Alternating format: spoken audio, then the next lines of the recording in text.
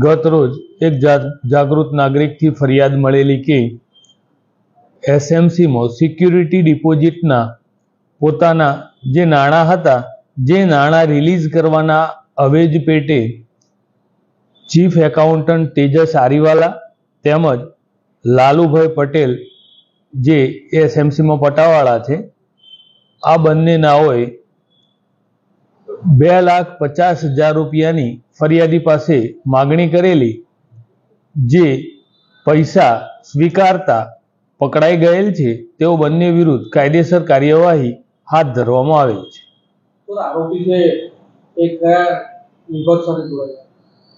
આરોપી Tejas આરીવાલા chief accountant છે મુગલીસરા એસએમસીમાં, તથા લાલુ પટેલ એ એકાઉન્ટન્ટ વિભાગમાં જ પટાવાળા તરીકે ફરજ બજાવે છે.